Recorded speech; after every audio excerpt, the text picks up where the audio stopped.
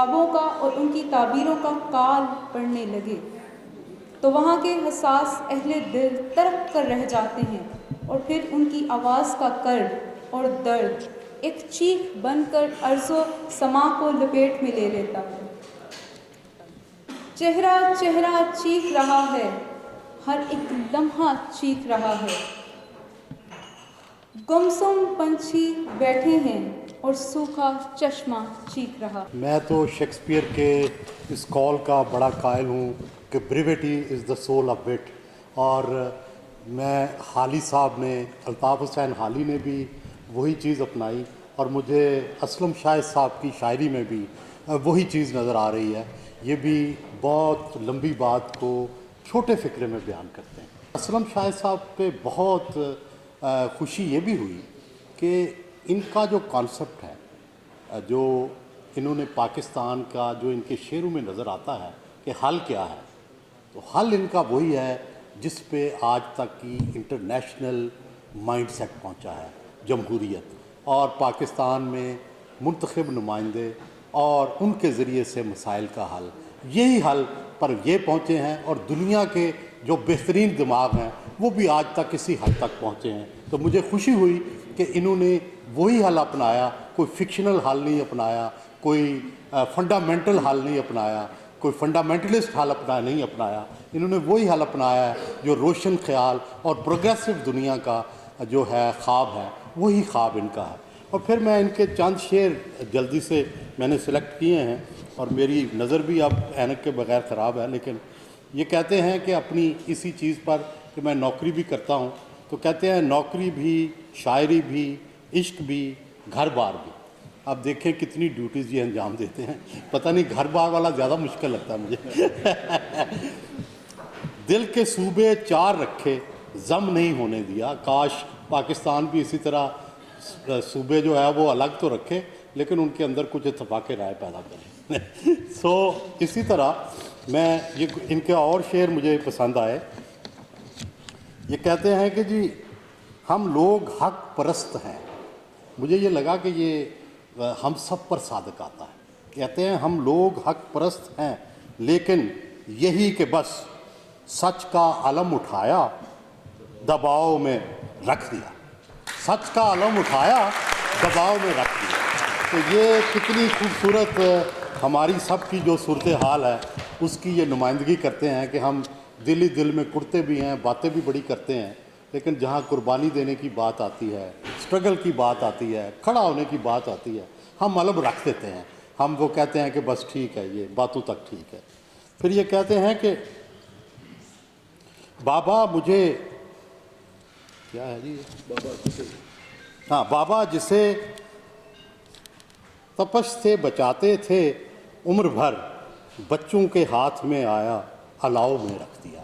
اب یہ دیکھیں کہ قائد اعظم اور آج کے پاکستان کا جو انہوں نے تقابل کیا ہے کہ جس طرح قائد اعظم پاکستان کو بچاتے رہے، کس طرح سے حفاظت میں رکھنے کی کوشش کی، ہم نے اس کو الاؤ میں رکھ دیا ہے۔ تو بڑے فکر انگیز شاعری ہے، حالی کی روایت میں ہے، اور میں سمجھتا ہوں کہ اردو شاعری کو حالی نے بھی کہا تھا، اور غالب جب کلکتہ گئے تھے تو انہوں نے جا کے یہ فیصلہ کیا تھا کہ یہ جو مسلم دنیا کے تکلفات، آداب اور یہ چیزیں ہیں ان کو ختم کرنا چاہیے۔ سر سید بھی اسی نتیجے پہ پہنچے، وہ جب تقریر کرتے تھے تو پہلے سے بتاتے تھے کہ 20 منٹس میں صرف لوں گا۔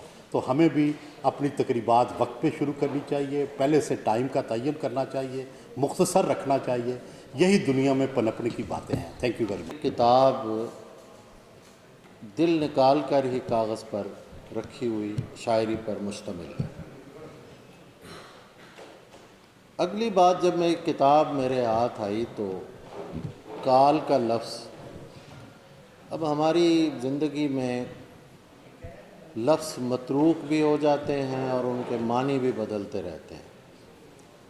میں نے جب غالب کا شعر پڑھا کہ 100 پشت سے ہے پیشہ آبا سپاہ گری، کچھ شاعری ذریعہ عزت نہیں مجھے، تو میں اس پہ سوچا کرتا تھا کہ سپاہ گری پر فخر کر رہے ہیں، اور سپاہ گری آپ جانتے ہیں کیا ہوتی ہے، دوسری قوموں پر حملہ آور ہونا اور یہ سارا کچھ. تو ایک دن میں بیٹھا ایسے ہی، جب کوئی کتاب پڑھنے کو جی نہیں کرتا تو میں لغت کھول لیتا ہوں اور رینڈملی اسے دیکھتا ہوں، تو عزت کا لفظ سامنے آ گیا. پتہ چلا کہ وَتُعِزُّ مَن تَشَاءُ وَتُذِلُّ مَن تَشَاءُ کا مطلب جو ہے یہ نہیں ہے کہ اللہ جسے چاہے عزت دے دے. یہ اس کا ترجمہ عزت کا اہل فارس نے تکریم کے معنوں میں استعمال کیا اسے، جبکہ وَتُعِزُّ مَن تَشَاءُ اللہ جسے چاہے غالب کر دے. تو سپہ گری کے ساتھ غالب آنا جو ہے وہ شعر کی ایک اور معنویت میرے سامنے آئی. یہ بات اس لیے آ گئی کہ کال کا لفظ جو ہے ہم نے تو بچپن سے قحط کے معنوں میں سنا، لیکن اب ہماری جو نئی شاعری ہو رہی ہے اس میں کال اور مس کال یہ چیزیں بہت استعمال ہو رہی ہیں.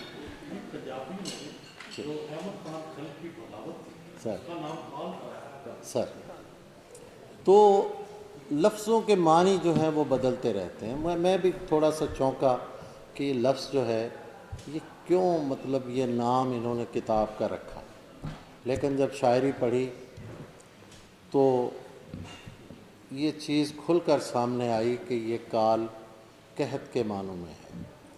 اور اگر کال ان معنوں میں بھی لیا جائے کہ جیسے ہمارے ہاں سٹرائک کی کال دی جاتی ہے، تو یہ وہ کال بھی ہے معاشرے کے ضمیر کو جھنجھوڑنے کے لیے بھی. یہ ایک شاعری جو ہے یہ ایک کارآمد شاعری ہے. خواتین و حضرات، دو طبقے ہوتے ہیں جن کے پاس فرسٹ ہینڈ انفارمیشن ہوتی ہے. ایک صحافی، اور سہیل وڑائچ صاحب کی گفتگو سننے والے جانتے ہوں گے کہ ان کا تجزیہ ہمیشہ ٹھیک ہوتا ہے. اور دوسرا جو ہوتا ہے وہ بیوروکریٹ. بیوروکریٹ جن فائلوں سے گزرتا ہے اس کے پاس ایسی ایسی باتیں ہوتی ہیں، اب وہ کیا کرے. صحافی ٹی وی پہ بیٹھ کے اظہار کر لیتا ہے، لیکن فائل سے گزرنے والا بیوروکریٹ جو ہے جس کے پاس ایسی چیز سامنے آئی ہے جس سے یا تو شریان پھٹ سکتی ہے یا پھر کچھ بھی ہو سکتا ہے، تو اس کے لیے ایک سیفٹی والو جو ہے وہ میں سمجھتا ہوں شاعری ہے. ایک زمانے میں مرتضیٰ برلاس نے ایک شعر کہا تھا کہ دوستوں کے حلقے میں ہم وہ کج مقدر ہیں، افسروں میں شاعر ہیں، شاعروں میں افسر ہیں. لیکن اب ایسا نہیں ہے. اب کوئی بیوروکریٹ جو ہے وہ اگر کام کرتا ہے اور وہ پی ایچ ڈی کر کے ڈاکٹر عطر مسعود بنتا ہے اور وہ بیوروکریٹ بھی ہے، تو میں سمجھتا ہوں کہ یہ بیوروکریسی کے لیے بھی ایک عزت کا باعث ہوتا ہے. کاشف منظور جو ہیں وہ اگر علمی سطح پر آ کے خطاب کرتے ہیں تو یہ ہم سب کے لیے اور بیوروکریسی کے لیے بھی قابل فخر بات ہے. اسلم شاہد سے میرا تعارف جو ہے وہ بہت زیادہ پرانا نہیں ہے، 2-3 ملاقاتیں ہیں. ان کی شاعری میں نے مشاعروں میں سنی 1-2 بار، لیکن میں ہمیشہ یہ کہا کرتا ہوں کہ شاعر جو ہوتا ہے وہ مشاعرے سے نہیں، وہ کتاب سے پہچانا جاتا ہے. اگر کتاب نے بتا دیا کہ وہ شاعر ہے تو وہ ہے شاعر، ورنہ مشاعرے تو ہوتے رہتے ہیں اور ہم شاعر لوگ وہی 5-6 چیزیں جو ہیں وہ سناتے رہتے ہیں اکثر. تو اس کتاب نے ہمیں یہ بتایا کہ ایک حساس شاعر ہے جو سماجی شعور رکھتا ہے، اور سماجی شعور کے بھی کئی معنی ہر دور میں کچھ بدل جاتے ہیں. ہمارے دور میں میں سمجھتا ہوں کہ سیاسی شعور جو ہے وہ سماجی شعور بن چکا ہے. اتنا سینسٹیو دور ہے کہ سماجی شعور ہمیں اس کے علاوہ کہیں اور سوچنے کی طرف دعوت ہی نہیں دیتا. میں ان کی شاعری کو جب بھی پڑھنے لگا بہت سی چیزیں ایسی، لیکن میں نہیں چاہتا کہ کوئی ایسی چیز میں پڑھوں جس کے بعد انہیں بھی جواب دینا پڑے اور مجھے بھی دینا پڑے. تو لیکن بہرحال کسی کا کھیل کھیلا جا رہا ہے، یہ گھر ہاتھوں سے نکلا جا رہا ہے. ادھر دشمن کی تیاری مکمل، ادھر آپس میں الجھا جا رہا ہے. اجالوں کے بہت دعوے ہیں لیکن اندھیرا ہے کہ بڑھتا جا رہا ہے. یہ سناٹا سا کیسا ہے عزیزو کہ دل سینے میں بیٹھا جا رہا ہے. کہیں اس کے ستارے کھو گئے ہیں، فلک پر چاند تنہا جا رہا ہے. ہمارے بعد کچھ ہم کو لکھو بھی، تمہارا شہر کیسا جا رہا ہے. تو یہ ایسی شاعری ہے جسے میں نے پڑھا. اس میں دو چیزیں اور میں ایڈ کرنا چاہتا ہوں جس کی طرف فخر الحق نوری صاحب نے بھی اشارہ کیا. انہوں نے کہا رات میں 1 بجے تک پڑھتا رہا کتاب کو. دیکھیے بہت کم کتابیں ہوتی ہیں جو آپ کو اپنے ساتھ جگائیں اور آپ کو بسر کرنے پر مجبور کریں. یہ واقعی ایسی کتاب ہے جس میں ریڈیبلٹی بھی ہے، اور شعر کی جو ایک ہم نے بزرگوں سے خوبی سنی ہے کہ اس میں کوٹیبلٹی بھی ہوتی ہے. وہ شعر ضرب المثل بھی بنتے ہیں. یقیناً اسلم شاہد کی شاعری میں یہ دونوں خوبیاں پائی جاتی ہیں. یہ ایک بہت خوبصورت مجموعہ ہے. میں اس کی اشاعت پر ان کو بھی مبارکباد پیش کرتا ہوں، اور عکس پبلیکیشن نے جس اہتمام سے اور جس خوبصورت طریقے سے خوبصورت شاعری کو شائع کیا، میں انہیں بھی مبارکباد پیش کرتا ہوں. پہلے تو اسلم شاہد صاحب آپ کو بہت بہت مبارک ہو. جی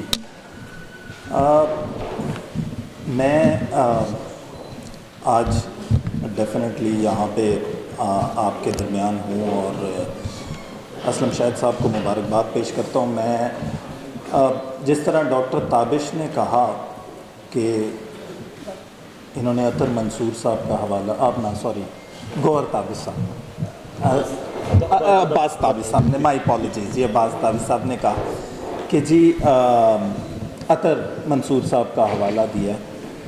تو واقعی بیوروکریٹس دے پرفارم اے لاٹ. بہت سارے لوگ ہیں، آتے ہیں چلے جاتے ہیں، لیکن اگر ہم دیکھیں تو زندہ کون لوگ رہے ہیں، کون سے بیوروکریٹ؟ وہ جنہوں نے اپنی کسی بھی ایکٹیویٹی کو ان رائٹنگ لے کے آئے ہیں، جس طرح قدرت اللہ شہاب، جس طرح عطر منصور، اور جس طرح اب اسلم شاہد صاحب لے کے آئے.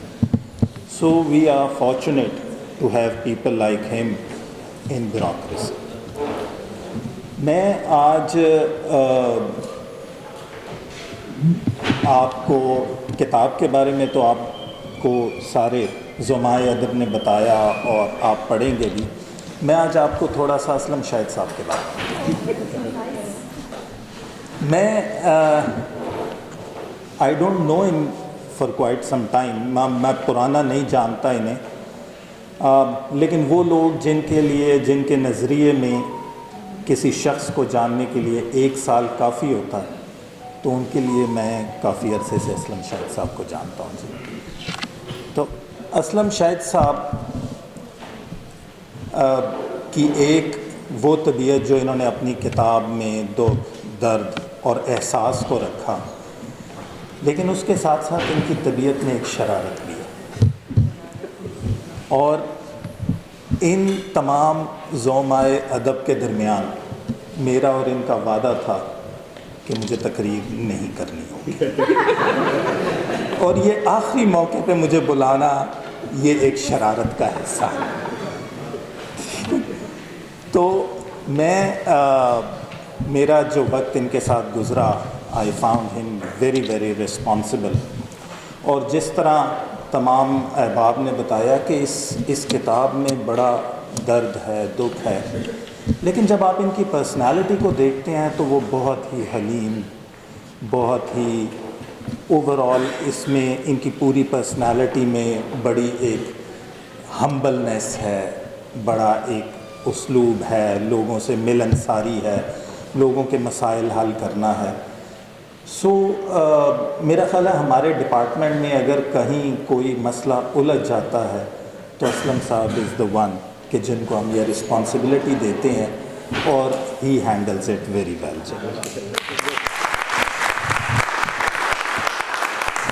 بس آخری بات کرتا چلوں گا کہ اسلم صاحب سے میں نے کچھ عرصہ پہلے پوچھا، میں نے کہا آپ کو یہ کتاب پوری مرتب کرنے میں کتنا وقت لگا اور کیا ہوا؟ تو انہوں نے کہا کہ جی میں آئی ڈڈ ناٹ سٹ فار اٹ، میں سچ بیٹھا نہیں، لیکن جو آتا رہا تو 8-9 سال لگ گئے اور اس کو میں نے اب ترتیب دے کے تو اب ہم یہاں پہنچے ہیں.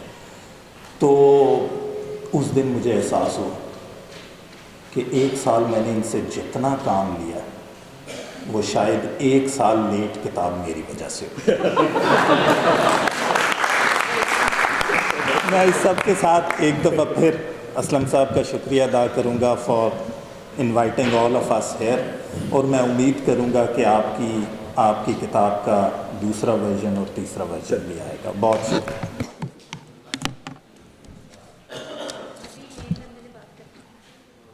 اسلم شاہد جب کہتے ہیں لفظ ان کو مت جانو خواب اور جذبے ہیں، لفظ ان کو مت جانو خواب اور جذبے ہیں، دل دھرا ہے کاغذ پر شاعری نہیں کی ہے.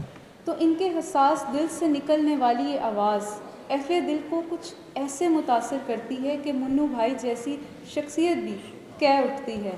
اسلم شاہد کی شاعری زیتون کی انتہائی نرم و نازک جڑوں کی طرح سنگ مرمر کی رگوں میں اترنے کی صلاحیت رکھتی ہے.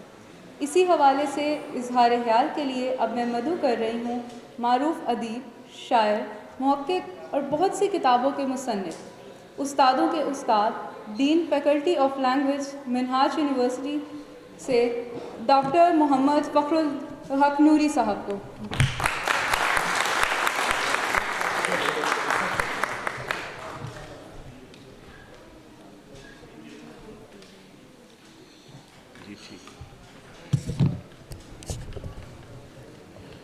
بسم اللہ الرحمن الرحیم، نحمدہ و نصلی علی رسولہ الکریم. ابھی میں نے بات کا آغاز نہیں کیا اور مجھے اللہ کی طرف سے نہیں، اللہ کے بندوں کی طرف سے ہدایت مل گئی ہے کہ بات مختصر کر لیں، تو میں کوشش کرتا ہوں. ویسے میں نے اسلم شاہد صاحب سے پوچھا تھا تو انہوں نے کہا کہ 10 منٹ. میرا اصل میں پرابلم یہ ہے کہ میں نے رات 1 بجے تک یہ پوری کتاب پڑھی ہے، تو جب آپ پڑھ کے رائے دیتے ہیں تو پھر ظاہر ہے کہ کچھ وقت بھی درکار ہوتا ہے. ممکن ہے میں اسی سے ڈر رہا ہوں. نہیں، ڈرنے کی بات نہیں. بہرحال جناب، اسٹیج پہ تشریف فرما شخصیات سہیل وڑائچ صاحب محترم، ڈاکٹر محمد کامران صاحب، عباس تابش صاحب، اور آج کی اس تقریب کا جو مرکزی نقطہ ہیں جناب اسلم شاہد صاحب. اور میں سامنے دیکھ رہا ہوں کہ ان کی نصف بہتر یا نصف حلوون بھی تشریف فرما ہے. حسن اتفاق ہے کہ یہ دونوں میرے اسٹوڈنٹ ہیں، اور چونکہ دونوں اسٹوڈنٹ ہیں اس لیے دونوں اسٹوڈنٹ ان لا بھی ہیں. تو مجھے بے حد خوشی ہے کہ میں آج اس کتاب کی تقریب رونمائی میں حاضر ہوا ہوں. اسلم شاہد کی کال ہو اور میں نہ آؤں یہ ممکن نہیں. یہاں میں نے کال ایک مختلف معنوں میں استعمال کیا ہے، جبکہ کتاب میں یہ کال کچھ اور ہے. چونکہ وقت کم ہے، میں نے بہت سے اشعار کا انتخاب بھی کر رکھا ہے، تو میں کوشش کروں گا کہ میں ان کے بغیر ہی بات کر لوں. اکا دکا شعر کی شاید مجھے ضرورت پڑے، تو اس کی میں آپ سے اجازت چاہوں گا. بہرحال اس کتاب کا جب میں نے مطالعہ کیا تو میں نے یہ دیکھا کہ اس میں کم و بیش 20-21 نظمیں ہیں، اور کوئی 85-86 غزلیں ہیں. یعنی آپ اس تناسب سے اندازہ کر سکتے ہیں کہ بنیادی طور پہ یہ غزلیات ہی کا مجموعہ ہے، اگرچہ اس میں شامل نظمیں جو ہیں وہ بھی اپنا ایک خاص مزاج اور حسن رکھتی ہیں، اور ان نظموں سے بھی آپ پوری طرح سے حظ اٹھا سکتے ہیں، اگرچہ وہ حظ اٹھانے کے لیے آپ کو ذرا اور معیارات جو ہیں وہ سامنے اپنے رکھنے پڑیں گے. تو میں نے جو پہلا تاثر اس کتاب سے لیا وہ یہ لیا کہ یہ پختہ عمر کی پختہ شاعری ہے. یعنی میں یہ نہیں کہنا چاہتا کہ یہ اسلم شاہد کی عمر نہیں بتانا چاہتا، لیکن بہرحال میرا یہ خیال ہے کہ ان کی شاعری میں جو پختگی ہے اس میں ان کی عمر کی پختگی کا بھی دخل ہے. اگرچہ بعض بزرگ بھی پختہ عمر کے نہیں ہوتے یا پختہ فکر کے حامل نہیں ہوتے اور وہ ہمیشہ بچپنے کا شکار رہتے ہیں، لیکن ان کی شاعری بھی پختہ ہے اور پختہ عمر کی عطا ہے. ابھی اشارہ کیا بھی گیا تھا کہ یہ مڈ 50s میں آنے والا ایک تحفہ ہے. تو اس کتاب پہ اظہار خیال کرتے ہوئے میں جب اس کے عنوان کی طرف آتا ہوں اور جب اس کا مطالعہ کرنے کے بعد میں نے اس کتاب کے مزاج کو سمجھنے کی کوشش کی تو سب سے پہلے میرے سامنے فیض صاحب آ گئے. اور فیض صاحب کا میں حوالہ اس طرح سے دوں گا کہ 1941 میں جب ان کا پہلا شعری مجموعہ نقش فریادی شائع ہوا تو آپ میں سب اہل علم ہیں، آپ نے یقیناً دیکھا ہوگا کہ اس مجموعے کو انہوں نے 2 حصوں میں تقسیم کیا ہے، 2 زمرے بنائے ہیں اس کے، اور وہاں نظامی کا ایک مصرع دیا ہے، دل بفروختم و جان خریدم، کہ میں نے دل جو ہے وہ تو بیچ دیا ہے اور جان جو ہے وہ خرید لی ہے.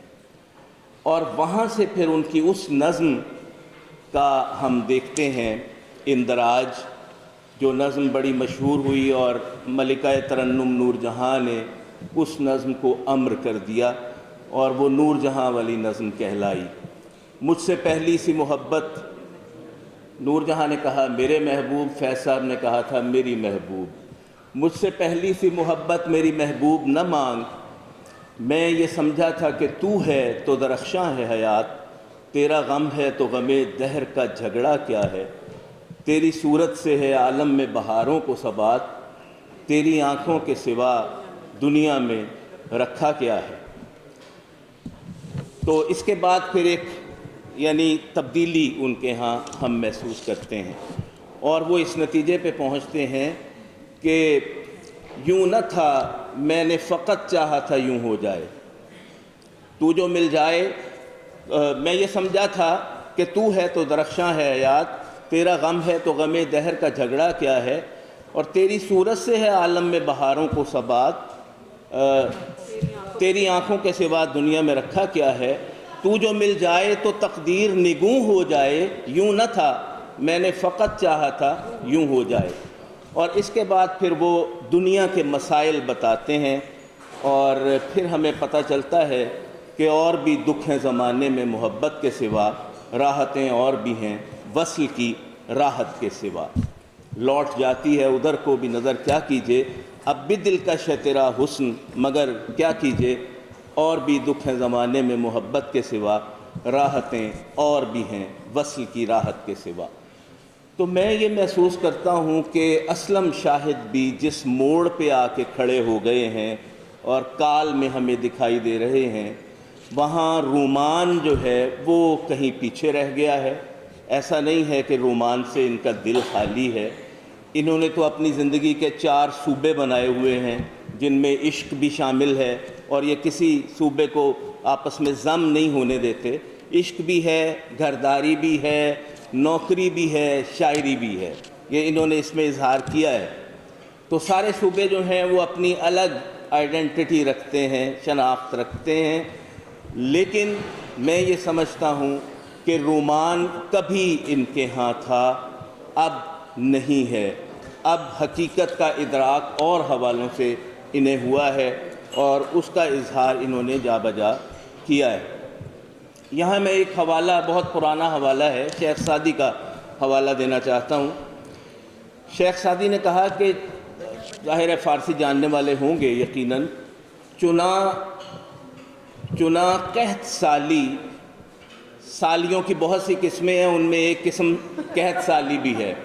چنا قحط سالی شد اندر دمشق کہ یاراں فراموش کردند عشق، کہ دمشق میں ایسا قحط پڑا، ایسا کال پڑا، یہ وہی کال ہے، کال کی بہت سی شکلیں ہیں، ایسا کال پڑا کہ یار لوگ عشق کرنا بھول گئے۔ اور یہ حقیقت ہے، یہی اسلم شاہد کے ہاں مجھے دکھائی دیا ہے۔ ایسا نہیں ہے کہ اس کے اندر عاشق کبھی تھا ہی نہیں، یہ عشق ہی ہے جو اتنا درد انسان کے اندر پیدا کرتا ہے کہ وہ دنیا کے غموں کو بھی اپنا لیتا ہے۔ لیکن بہرحال عشق کا جو ایک روایتی تصور ہے اس سے یہ بہت دور آ گئے ہیں۔ یہاں مجھے اپنا معنوی مرشد غالب یاد آتا ہے، اس نے کیا خوبصورت بات کی ہے۔ اس نے کہا ہے کہ غم زمانہ نے جھاڑی نشاط عشق کی مستی، کہ زمانے کے غم نے نشاط عشق کی مستی کو جھاڑ کے رکھ دیا ہے۔ غم زمانہ نے جھاڑی نشاط عشق کی مستی، وگرنہ ہم بھی اٹھاتے تھے لذت علم آگے، کہ پہلے پہل تو ایسا تھا کہ ہم عشق کے علم کی لذت اٹھایا کرتے تھے، لیکن غم زمانہ نے وہ نشاط جو ہے وہ ہم سے چھین لیا ہے، اور ہم اب اس غم سے باہر نکل آئے ہیں اور دنیا کے غموں کی طرف متوجہ ہو گئے ہیں۔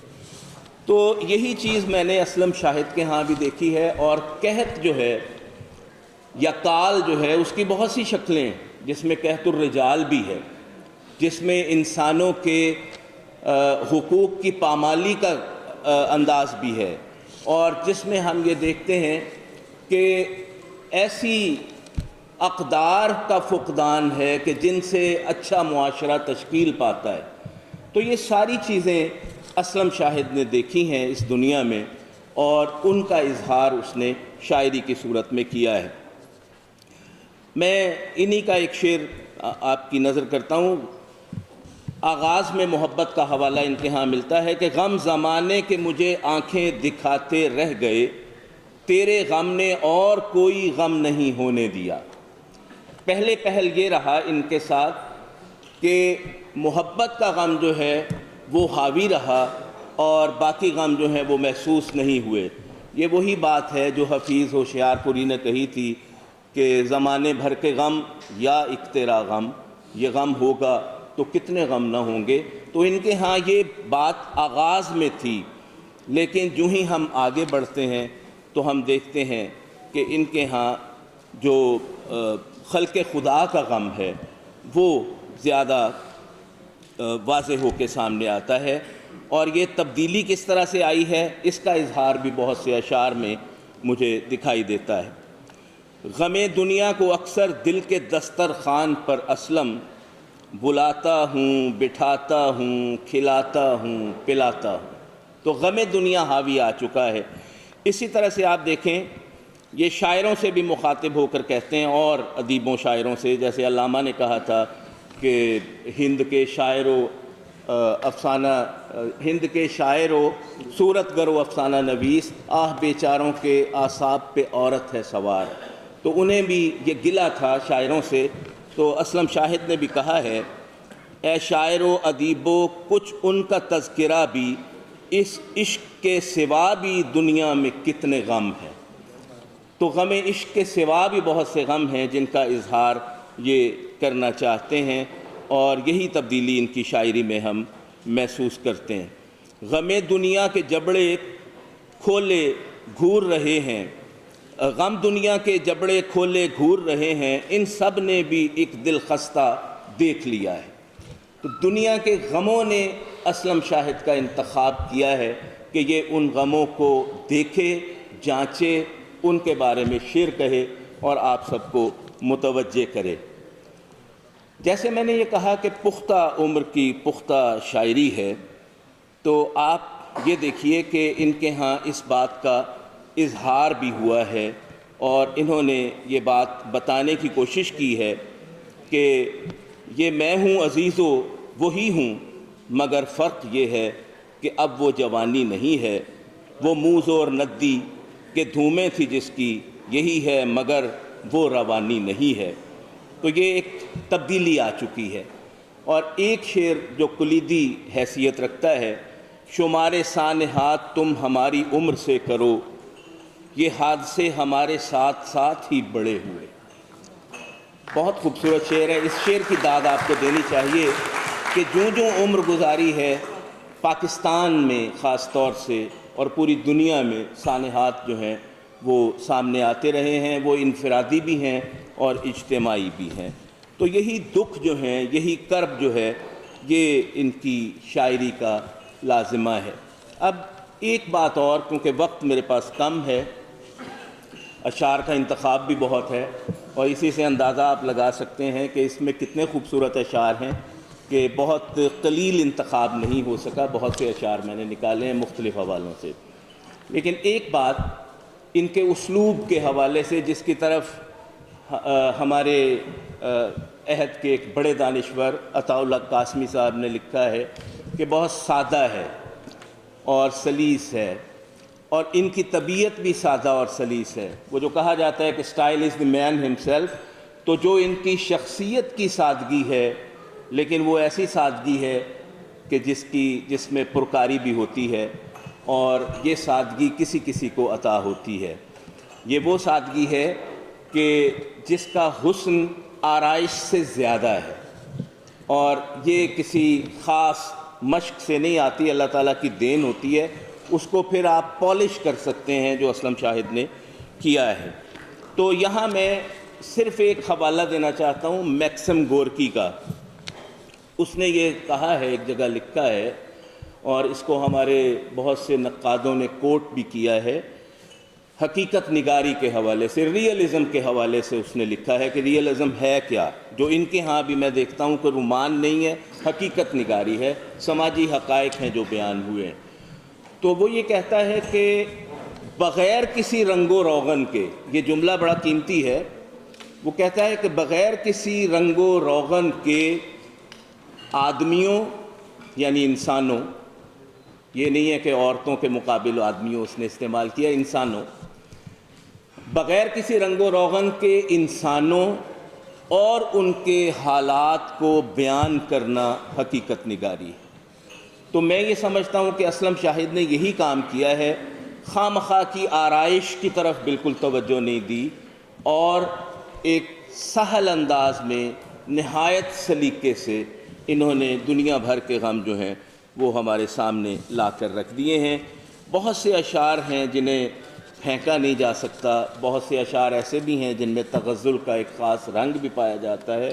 تابش صاحب، اسلم شاہد صاحب اور حاضرین مجلس، سب سے پہلے تو میں جناب اسلم شاہد صاحب کو ان کے اس شعری مجموعے کی اشاعت پر مبارکباد پیش کروں گا۔ اسلم شاہد اور میں تقریباً ایک ہی سیشن تھا، میں سینئر تھا، یہ جونیئرز میں سے تھے، اور ان میں اور مجھ میں کچھ مماثلتیں بھی تھیں اس زمانے میں بھی۔ ان کا تعلق بھی جنوبی پنجاب سے ہے، میرا تعلق بھی جنوبی پنجاب سے ہے۔ انہوں نے بھی اورینٹل کالج سے تعلیم حاصل کی، میں نے بھی اورینٹل کالج سے تعلیم حاصل کی۔ انہوں نے بھی ایم اے میں گولڈ میڈل لیا، میں نے بھی ایم اے میں گولڈ میڈل لیا۔ میں نے بھی اورینٹل کالج میں شادی کی، انہوں نے بھی۔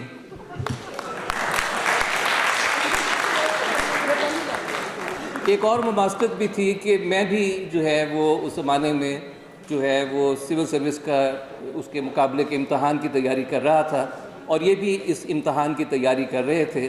تو امتحان ہم دونوں نے دیا، لیکن اسی دوران میں جب میرا اورینٹل کالج میں تقرر ہوا تو پھر میں نے سوچا کہ یہی میرے لیے زیادہ بہتر ہے۔ اسلم شاہد نے سوچا کہ یہ ان کے لیے بہتر ہے، میں نے سوچا کہ یہ میرے لیے بہتر ہے۔ تو بہرحال ہم دونوں اپنے اپنے راستوں پہ چلے گئے، لیکن ایک چیز جو ہمارے درمیان قدر مشترک رہی وہ شاعری ہے، وہ ادب ہے، وہ رومان ہے، وہ فطرت سے محبت ہے، انسانوں سے محبت ہے، اور جہاں کہیں بھی کوئی مشکل میں ہوتا ہے، تکلیف میں ہوتا ہے، تو ہم دونوں اس تکلیف کو محسوس کرتے ہیں اور اپنی شاعری میں اس کو محفوظ کرتے ہیں۔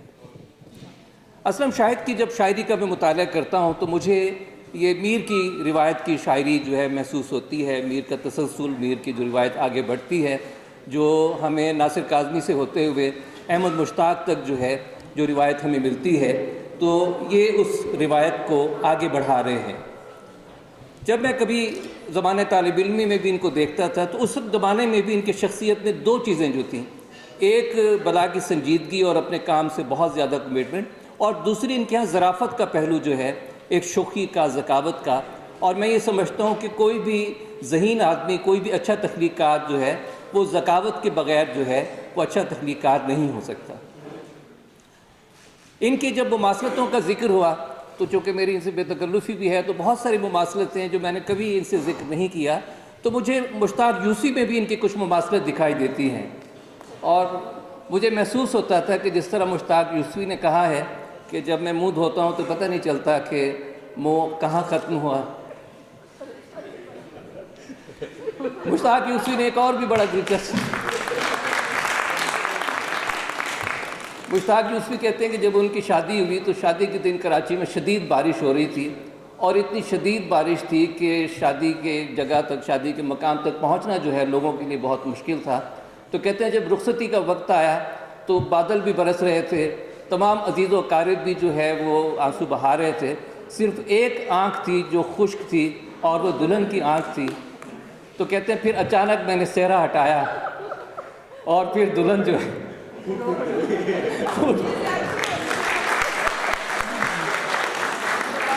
تو لیکن ہماری عزیزہ جو ہیں، ہماری شاگرد بھی ہیں، تو یقیناً جو ہے وہ ان سے بہت زیادہ خوش ہیں، اور ان کی شخصیت کی وجہ سے ہی میں سمجھتا ہوں کہ آج جو ہے اسلم شاہد صاحب جہاں پہنچے ہیں تو اس میں ان کا بھی بہت بڑا کردار ہے۔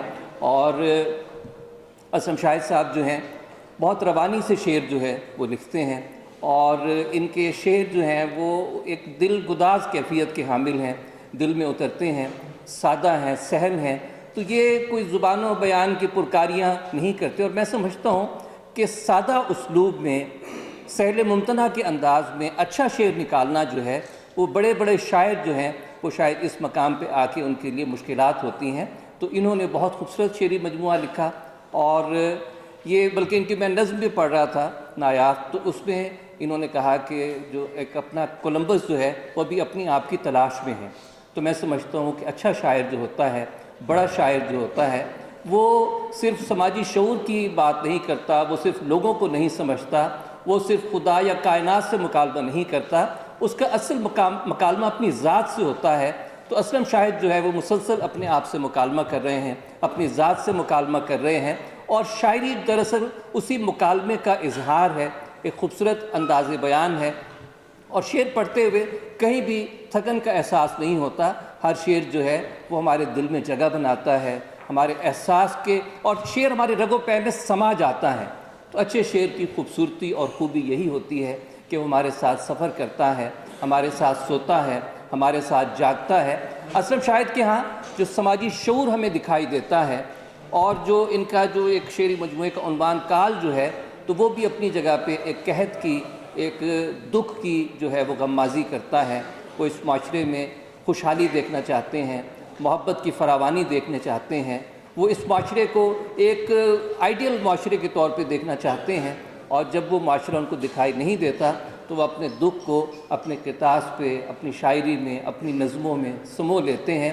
تو یہ جو ایک تشنگی کا احساس ہے، جو ایک اپنے آپ کو تلاش کرنے کا احساس ہے، میں سمجھتا ہوں کہ ان کی شاعری کا جوہر ہے، ان کی شاعری خوبصورت ہے، اور اس شاعری کو عام لوگوں تک پہنچنا چاہیے، قارئین تک پہنچنا چاہیے، کیونکہ یہ شاعری جو ہے وہ روشنائی اور روشنی کا ایک خوبصورت امتزاج ہے، دن اور رات کا خوبصورت امتزاج ہے، چاند کی چاندنی اور سورج کی حدت کا امتزاج ہے، اور محبت اور خلوص اور مہر و وفا کے چراغ ہیں جو ان کی شاعری میں روشن ہیں۔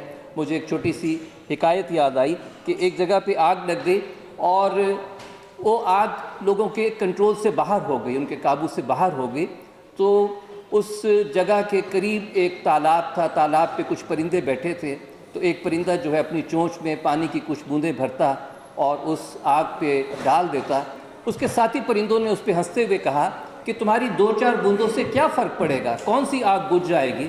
تو اس نے کہا کہ یہ آگ تو ایک دن بجھی جائے گی، لیکن جب اس شہر کی تاریخ لکھی جائے گی تو میرا نام آگ لگانے والوں میں یا آگ کا تماشا دیکھنے والوں میں نہیں، آگ بجھانے والوں میں لکھا جائے گا۔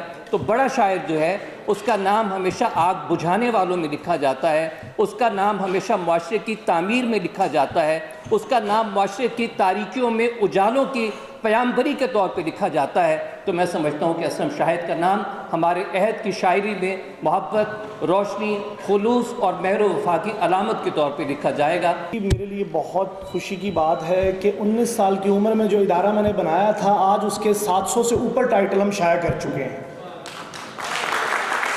اور میرے لیے خوشی دوبالا ہو گئی کہ بیک وقت سٹیج پہ میرے 2 رائٹر بیٹھے ہوئے ہیں، اسلم شاہد صاحب بھی اور ڈاکٹر کامران صاحب کی بھی کتابیں ہم نے شائع کی،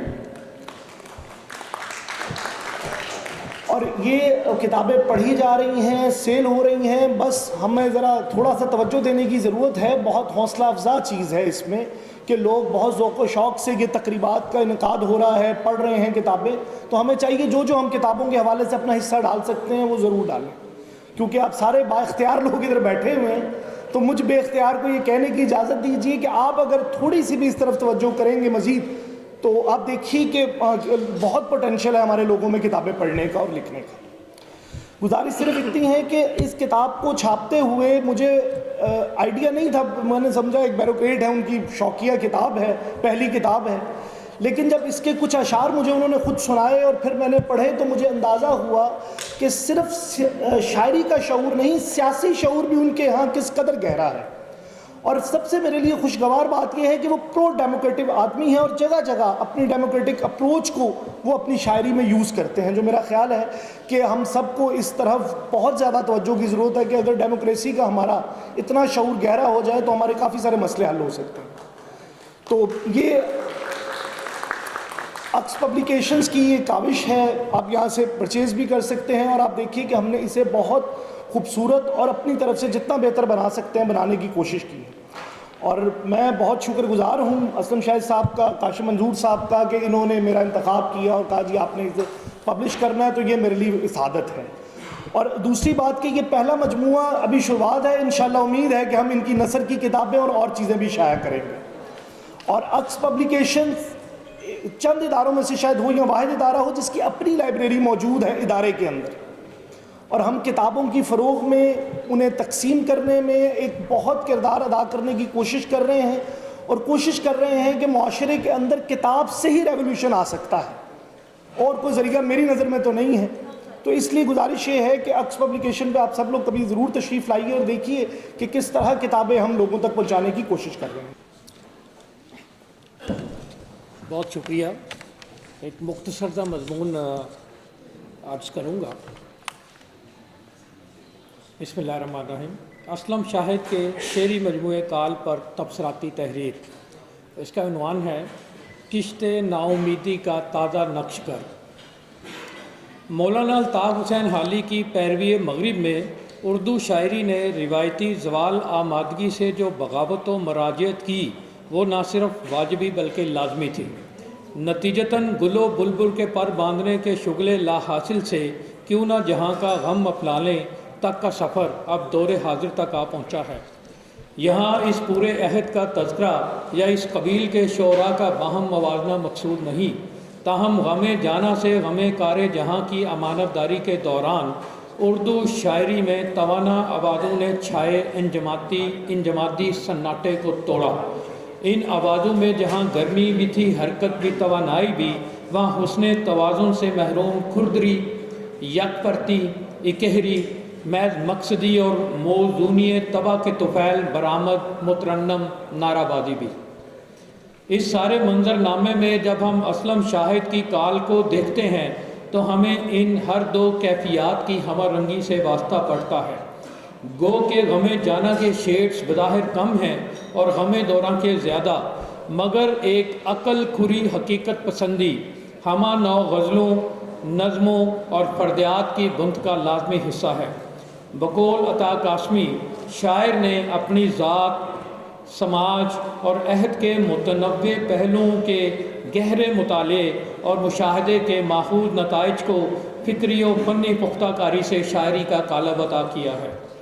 جب آپ اس مجموعہ کلام کا مطالعہ تمام کرتے ہیں تو میری رائے میں جو ضروری نہیں کہ ناقص ہی ہو، ایک وکھرا شعور آپ کو اپنی گرفت میں لے چکا ہوتا ہے۔ آپ ایک نئے آدمی نہ صحیح مگر غسل ذہنی کے عمل طویل سے گزرنے کے بعد کئی حوالوں سے ایک تازگی محسوس کرتے ہیں۔ مثالیں آگے آئیں گی جو شعوری تو و تاز کی تازہ کاری کی عطا ہے، اور اس کتاب کے متحمل مطالعے کا صلہ بھی۔ کچھ نظموں کے محض عنوانات کو دیکھیے تو آپ چونک جاتے ہیں کہ اب یہ نظموں کے کچھ عنوانات دیکھیے۔ رام نگر اب مسلم گڑھ ہے، اہل قلم کی جاب ڈسکرپشن، ایکسپائرڈ، مجاہدین سوشل میڈیا، وبا کے دنوں میں مسرت، 11 محرم، اور میں ہوں ملا مفتی قاضی جیسی تخلیقی چنگاریاں بھی شاعرانہ حقستر میں موجود ہیں۔ یہی نہیں بلکہ اسی گھائل لہجے میں کہی ہوئی غزلیں، خصوصاً ان کے مطلع بظاہر سہولت مگر بباطن اذیت سے رقم کیے گئے سخن پارے، یہ سب کہتے وہ اپنی کلاہ کج کیے درانہ گزر جاتا ہے۔ آگے بڑھنے سے پہلے چند اشعار دیکھیے۔ ہم لوگ یوں تو رکھتے ہیں نسبت حسین سے، ہم لوگ یوں تو رکھتے ہیں نسبت حسین سے، پر آمروں کے عہد میں جیتے ہیں چین سے۔ لفظ ان کو مت جانو خواب اور جذبے ہیں، لفظ ان کو مت جانو خواب اور جذبے ہیں، دل دھرا ہے کاغذ پر شاعری نہیں کی، تاکہ یہ دنیا پہلے سے بہتر دکھائی دے، تاکہ یہ دنیا پہلے سے بہتر دکھائی دے، تجھ پہ یہ فرض ہے کہ تو اکثر دکھائی دے۔ بہت سال پہلے کہیں اتفاقاً، یہ ذرا ایک لمبی بہر کی ان کی غزل ہے جو اس کے 2 اشعار ہیں، اس طرح کے نمونے بھی ہیں۔ بہت سال پہلے کہیں اتفاقاً انہوں نے میرا حال پوچھا تھا رک کر، بہت سال پہلے کہیں اتفاقاً انہوں نے میرا حال پوچھا تھا رک کر، ترنم کی لہریں کہے جا رہی ہیں یہ بات کل کی پرانی نہیں ہے، ترنم کی لہریں کہے جا رہی ہیں ہے یہ بات کل کی پرانی نہیں ہے، یہ سچی محبت کی دلکش کہانی جو میں نے سنائی پسند آئی ہے نا، سو اب اس کہانی کے آخر میں سن لو ہے یہ آپ بیتی کہانی نہیں ہے۔ اگلا شعر ہے، ایک تیرا پیار مقدر میں نہیں تھا میرے، ایک تیرا پیار مقدر میں نہیں تھا میرے، ورنہ ہر چیز ہی لاہور سے مل جاتی ہے۔ ایک تیرا پیار مقدر میں نہیں تھا میرے، ورنہ ہر چیز ہی لاہور سے مل جاتی ہے، کتبے دیکھ کے یوں لگتا ہے، کتبے دیکھ کے یوں لگتا ہے مرنے والے سب اچھے تھے۔ اور ایک نظم سے چند اور مصرے، ہزاروں یہاں فیس بک کے مجاہد، یہ واٹس ایپ عابد میسنجر کے زاہد، ہزاروں یہاں فیس بک کے مجاہد، یہ واٹس ایپ عابد میسنجر کے زاہد، خدا کے چنیدہ یہ محبوب بندے، سبھی ان کے میسج عقیدت کے پھندے۔ مروتاً نہیں حقیقتاً شاعری کی یہ مناسب ذہامت کی کتاب جہان سخن میں ایک جزیرہ نما ہے جو شاعر کو اپنے وسطی 50ویں یعنی مڈ 50s کا خدائی تحفہ سمجھنا چاہیے۔ اسلم شاہد برادر ملک ترکی میں بھی مقبول ہیں جہاں ان کی ایک نظم نصاب میں شامل ہے، اور 1 سے زائد بار وہ مولائے روم کے اسلم شاہد برادر ملک ترکی میں بھی مقبول ہیں جہاں ان کی ایک نظم نصاب میں شامل ہے، اور 1 سے زائد بار مولائے روم کے اس دیش کا مشاہداتی و مطالعاتی دورہ کر چکے ہیں۔ یہاں ان کے بارے میں یہ بات دلچسپی سے خالی نہ ہوگی کہ بظاہر ایک سنجیدہ و متین شاعری کے غلاف کے پیچھے ایک حد درجہ تحریری، ایک حد درجہ ظریف و ذکی الحس شخصیت چھپی ہے جو ملنے والے کو ایک خوشگوار حیرت سے دوچار کر دیتی ہے۔ اس ذہنی تضاد کا خوشگوار نتیجہ ہے کہ ان کی شاعری عمیق ہے اور مزاح زبانی بلکہ منہ زبانی عمیق تر۔ رزق و عشق کی کشمکش کے دوران لکھے گئے یہ سخن تا دیر یاد رہنے والے ہیں، اور تعبیروں کے کال پہ نوحہ کنا رہنے والے سخنور سے یہ توقع بے جا نہ ہوگی کہ کیفیت و کمیت ہر 2 اعتبار سے مستقبل دیدہ میں ہم ان کی مزید بلند تر معیار کی تخلیقات دیکھ سکیں گے۔ نیز امید کی خوشبو سے مملو ان کے اشعار برعکس ابیات کی نسبت زیادہ تابندہ تر ہوں گے۔ مدرجہ ذیل اشعار اس کی واضح مثال ہیں۔ خیالوں ہی خیالوں میں الگ دنیا بساتا ہوں، خیالوں ہی خیالوں میں الگ دنیا بساتا ہوں، مٹا کر نقش فرسودہ نئے پیکر بناتا ہوں۔ اور اگلا شعر ہے، اب اسی غزل کا دو اور شعر ہیں۔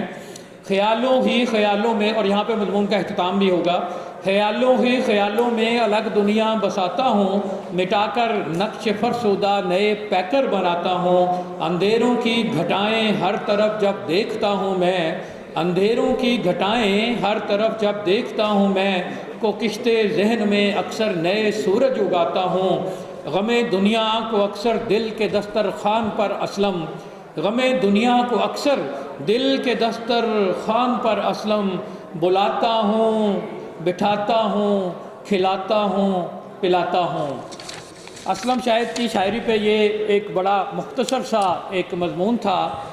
حقیقت یہ ہے کہ یہ شاعری اور یہ مجموعہ کلام، یہ میرے خیال میں جو میں ایک بار پھر عرض کروں گا کہ ضروری نہیں ہے کہ اتنے بڑے زومائے ادب کی موجودگی میں ناقص ہی ہو، لیکن یہ سراپا انتخاب ہے، اور اس کے اکثر اشعار ایسے ہیں جو باقاعدہ کوٹ کیے جا سکتے ہیں، غزل ہو یا نظم ہو، انہوں نے اپنا ایک نیا انداز جو ہے وہ متعارف کروایا ہے۔ اس پہ چند صفحے اور پڑھے جا سکتے ہیں، بے شمار مثالیں دی جا سکتی ہیں، لیکن یہ مشتے وہ جو کہتے ہیں کہ ایک نمونہ ہے جو میں نے اس میں سے پیش کیا ہے۔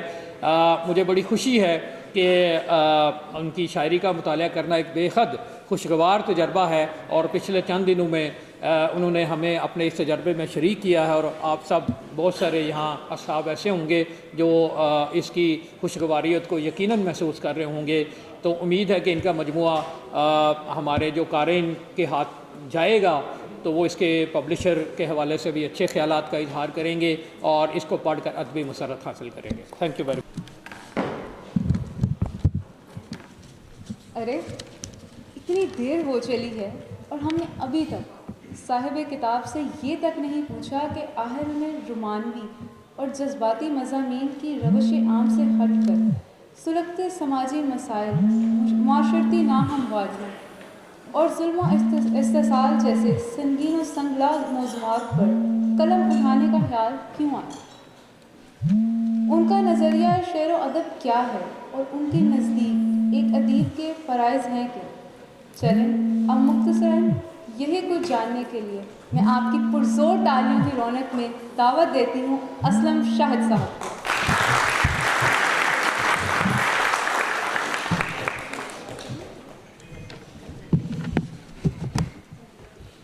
السلام علیکم۔ آپ سب کا بہت بہت شکریہ، اپنے قیمتی وقت میں سے آپ نے کچھ لمحات نکال، اور بہت دیر پہلے ہی ہو چکی ہے۔ جس طرح کہا جاتا ہے کہ ججوں کو نہیں ان کے فیصلوں کو بولنا چاہیے، تو شاعروں کو بھی نثر میں جواز اور جواب نہیں دینا چاہیے۔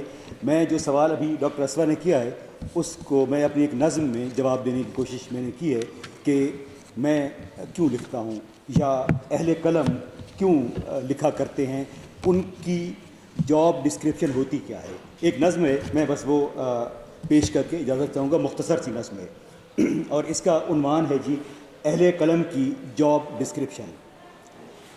وفا کے دفتر نے روز اول ہم اہل دل سے حلف لیا تھا کہ سچ لکھیں گے۔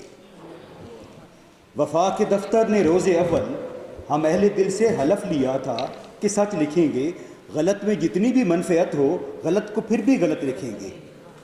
ہمارے ہوتے ہوئے ذرا بھی جو حق کی حرمت پہ آنچ آئی تو کٹ مریں گے، نہیں ڈریں گے۔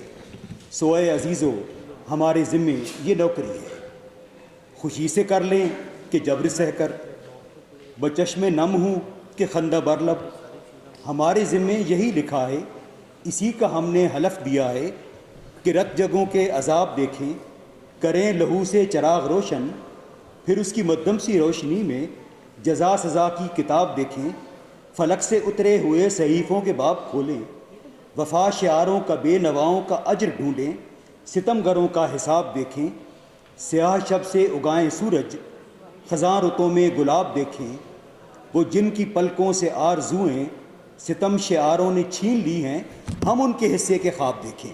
سوئے عزیزو ہمارے ذمے یہ نوکری۔ بہت شکریہ، بہت شکریہ. اور میں مختصراً آپ سب احباب کا کاشف منظور صاحب خاص طور پہ میرے شکریہ کے مستحق ہیں کہ اگر یہ نہ ہوتے یہ کتاب نہ آتی سامنے.